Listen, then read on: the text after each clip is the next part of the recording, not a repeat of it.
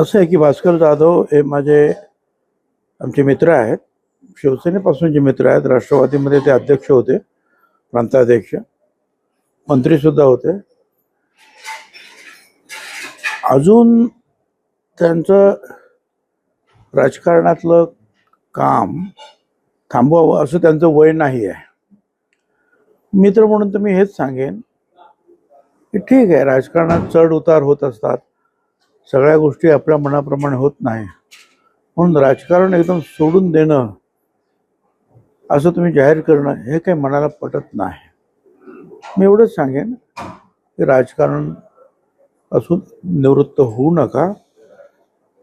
खरं तर राजकारणातल्या तुमच्या माझ्या माणसाला ज्यांना सामाजिक काम करायचं आहे, लोकांची सेवा करायची आहे, त्यांना घरी बसणं सुद्धा शक्य नाही आहे. त्यामुळे समाजकार्य, राजकारण जे आहे हे आता शेवटपर्यंत आपल्याला करावं लागणार आहे. अडचणी येतात जातात सुद्धा. ठीक आहे, आता कधी काळी जे आहेत आम्ही काही निर्णय घेतले, त्यांनी काय निर्णय घेतले, काही निर्णय हे बरोबर असतात, काही निर्णय हे नंतर आपल्याला वाटतं की आपलं चुकलं. काय मला सुद्धा अनेक लोक असं म्हणतात, अरे शिवसेनेत असते तुम्ही तर बाळासाहेब तुम्हाला मुख्यमंत्री करणार होते. काँग्रेसवाले म्हणतात तुम्ही गेले नसते जर 99 सालामध्ये पवारसाहेबांबरोबर तर तुम्हीच मुख्यमंत्री होणार. ठीक आहे ना. काय तर या सगळ्या गोष्टी अप डाऊन ज्या होत असतात, मग पुढे जे आहे ते आपण काम करत राहायचं असतं. असं झालं असतं तर काय झालं असतं, तसं झालं तर काय. आता त्याची चर्चा करून उपयोग. याच टू द पॉइंट मुलाखतीमध्ये भरत गोगावले आले होते. त्यांनी असा आरोप केला होता की रश्मी ठाकरे या शिवसेनेच्या कामकाजामध्ये हस्तक्षेप करतात. भास्कर जाधवांनी त्यांना लाज वाटत नाही असा पलटवार केला. ते ठीक आहे, कारण या सगळ्यांनी जे आहे ना थोडंसं तरी एकमेकावर टीका करत असताना त्याला काही सीमा ठेवली पाहिजे, काही थोडंसं कंट्रोल केलं पाहिजे. आपण कुठपर्यंत बोलायला पाहिजे, कुणावर आरोप करायला पाहिजे. मला तरी स्वतःला काही असं काही वाटत नाही. मी शिवसेनेत होतो त्यावेळेला मासाहेब पण होत्या, या पण रश्मी बहिणी पण तिथे आलेल्या होत्या लग्न होऊन.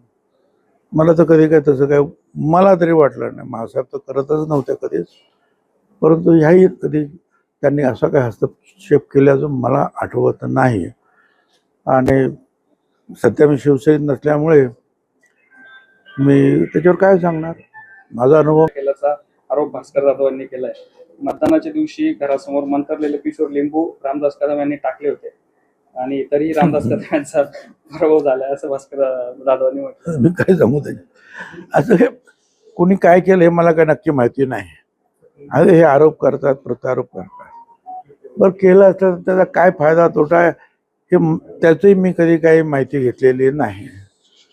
काय आता अनेक लोक असे आहेत की म्हणजे शरद पवार साहेब आहे, अजितदादा सुद्धा आहे, आम्ही सुद्धा यातल्या काही ना गोष्टी न करता सुद्धा निवडून येतोच आहोत, पुढे जातच आहोत.